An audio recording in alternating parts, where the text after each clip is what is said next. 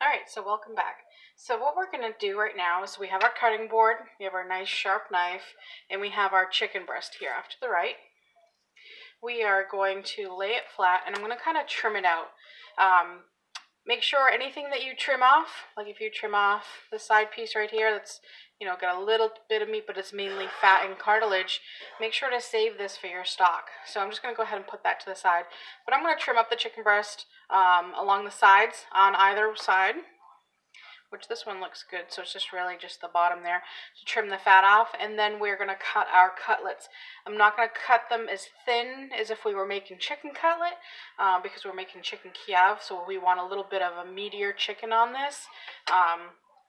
But let's go ahead and finish cutting off the stuff that we'll keep to the side for stock, which is anything that we cut off, or any vegetable, or save it.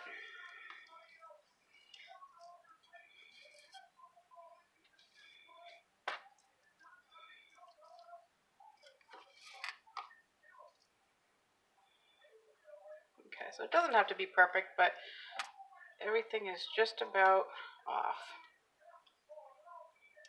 Then you want to hold your chicken breast flat, kind of like this, and then you can kind of see the thickness. This is about almost, I would say about 1.5 inches, 2 inches thickness. So I'm just going to cut mine right in the middle, and just hold your knife very straight and just move through the bottom. Always keeping your hand flat.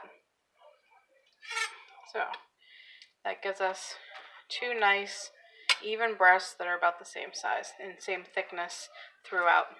If you wanted to, if they were still a little too thick for you and how you like them, you could always just give them a quick pound of your mallet, or use a rolling pin if you don't have a mallet. But this is probably good for what we're doing. I'm not going to pound these out. So I'm going to go ahead and I'm going to continue doing that with the rest of my chicken breast here. And then we'll go ahead and flour them up. Alright, it's time to bread the chicken. And I'm trying to squeeze this all in one shot so that way you can kind of see what we've got going on here. Alright, so we're going to start off with taking one of our chicken breasts. We're going to season it first, and that means we're just going to season our salt and pepper and put it in some flour on both sides. So pat it down lightly. And this is called basically your dredging. So you're going to start off with flour, then move to egg, and then lastly your breadcrumb. Now we use the same method for anything that we're going to basically fry. Whether it be chicken tenders, we're making chicken cutlets, chicken palm, eggplant palm, same thing. You're going to lightly shake it off, the excess flour, and then you're going to take it once into the egg, again, and then lastly we're going to move it to our breadcrumb. And what I use is I always use half breadcrumb, half panko, and it's already Italian seasoned. So we're just going to let the excess egg drip off, and then we're going to move it to this pan. And something I've also said in my previous videos is I always do basically my dredging in one hand. So that's why you see I don't see two hands kind of going at once, because this hand can always remain clean. So basically I'm only dirtying one of my hands, so that if I need to touch something, I can.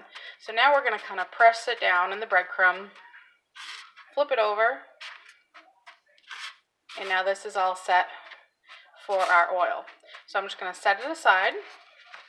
Again, take it, shake off the remaining breadcrumb, and now we have a chicken cutlet that's ready to go. So we're going to go ahead and do that to our remaining cutlets, and then we'll start to fry them up. Alright, so we're ready to test our oil, and you can kind of see there's a few of them already floating. So here I have my dirty hand. We have our chicken cutlets that are ready to go in, and I'm just going to take and sprinkle my fingers. Now I get that on about medium heat, and I have about less than 1/4 inch of oil in my pan, so my pan is going to get dirty fast, so you might have to swap out your oil, but you can kind of see that it's sizzled when the breadcrumbs hit it, and that's exactly what you're looking for. So I'm going to go ahead and lay this down nice and gently. Don't splash yourself. And this is going to cook for about 3 minutes on each side. Now, we don't care if it's not fully cooked. We're just looking to get that nice brown golden color on it, and then we're going to finish it in the oven after. Okay, so we flipped them, and that's exactly what we're looking for, a nice golden deep brown color. We're going to let these cook, and then as soon as you take them out of the pan, you want to put them on a paper towel, so that way it absorbs any remaining grease.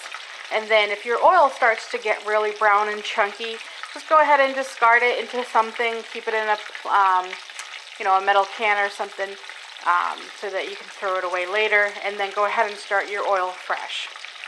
So we'll go ahead and finish frying up the rest of these cutlets, and then we'll move on to our sauce that we're going to put on. We're going to start off with our 3 teaspoons of butter. We're going to heat that up, melt it, and then we're going to add a half of white onion that was diced up.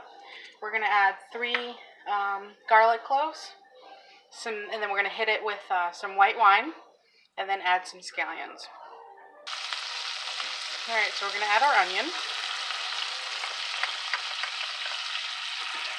We're going to turn the heat down to about medium-low, and we're going to cook those until they're translucent, and then we're going to add our garlic in. Alright, so now that our onions are nice and translucent, we're going to cook them for about another minute or so, get them nice and caramelized, and the reason why we're using onions and butter is we want to bring out the sweetness of both. So to this, we're going to add in about 2 to 3 cloves of garlic, because after all, this is a onion garlic wine sauce. And then we'll add the scallions at the end. So we'll go ahead and cook this off for another 2 minutes, and then we'll go ahead and add our white wine. Alright, so there you go. So we've added our 3/4 of a cup of wine, and we're going to let this just kind of reduce down a little bit more, but you don't want it to all the way reduce down because you want it to be able to pour some sauce a little bit over the chicken for each. So go ahead and cook this for about 2 minutes, but make sure it doesn't evaporate. If it does, you'll have to add a little bit more water. A little bit more butter and a little bit more wine.